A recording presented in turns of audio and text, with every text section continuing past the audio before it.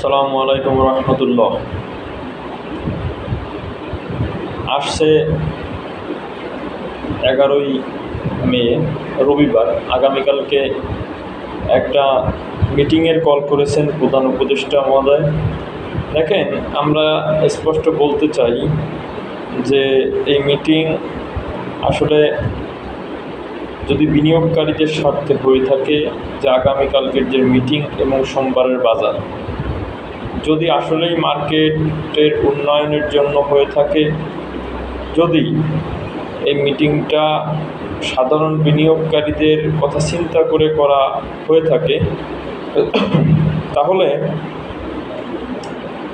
এমন সিদ্ধান্ত মার্কেটের জন্য আসবে এইটা বলবো। এবং আগামী সোমবারের বাজার তাহলে কেমন হবে সেটাও একটু বলবো। দেখেন, দীর্ঘ সময় ধরে যেহেতু মার্কেটটা টানা 8 মাস ধরে পতন, আর গত 16 বছরেও বিনিয়োগকারীরা হারিয়েছে তাদের সর্বস্ব। অন্যদিকে আপনার যদি আমরা একটু চিন্তা করি, তাহলে আমরা দেখব গত 8 মাসে এই পুঁজি হারানোর মিছিলটা ছিল কয়েক গুণ বেশি। এবং বিশ্ব ইতিহাসে একটা রেকর্ড মার্কেট গত 8 মাসে চলেছে, যেখান থেকে বিনিয়োগকারীরা হাজার হাজার কোটি টাকা এখান থেকে হারিয়েছে, নিঃস্ব হয়েছে। পুঁজিবাজারের 90 থেকে 95% বিনিয়োগকারী একেবারে সর্বস্ব হারিয়েছে। এই মুহূর্তে আগামীকালকের মিটিংটা পুঁজিবাজারের জন্য একটা মাইল ফলক বলতে পারি। এই আগামীকালকে যদি আসলে বিনিয়োগকারীদের জন্য কিছু করা হয়, সঠিক সিদ্ধান্ত নেওয়া হয় এবং সঠিক সিদ্ধান্তে উপনীত হওয়া যায়, মার্কেট কী জন্য খারাপ হচ্ছে এই জিনিসগুলো চিহ্নিত করা যায়, তাহলে আমি মনে করি এর ইফেক্ট, এর রেজাল্ট আগামী সোমবার থেকেই মার্কেটে পড়বে।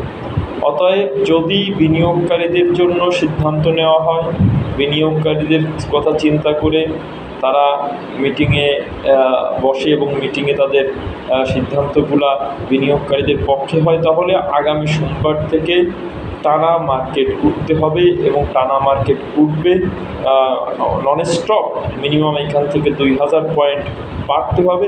সেটা যদি বিনিয়োগকারীদের পক্ষে এবং বাজারের স্বার্থে তারা সিদ্ধান্ত নিতে পারে, সেটা হবে। আর যদি বিনিয়োগকারীদের স্বার্থে সিদ্ধান্ত না হয়, রাশেদ মাকসুদের পক্ষে সিদ্ধান্ত নেওয়া হয়, এক ব্যক্তিকে পুঁজিবাজারে রাখার জন্য আইন প্রণয়ন করা হয়, আইন কানুন করা হয়, এবং আপনার সংস্কারের নামে যদি তাকে ওই চেয়ারে রাখা হয়, তাহলে বিনিয়োগকারীরা আরও নিঃশেষ হয়ে যাবে এবং এই বাজারটা পুরাপুরি যেহেতু ধ্বংস হয়ে গিয়েছে, এই বাজারটা রক্ষা করা যাবে না। আসসালামু আলাইকুম রহমতুল্লাহ।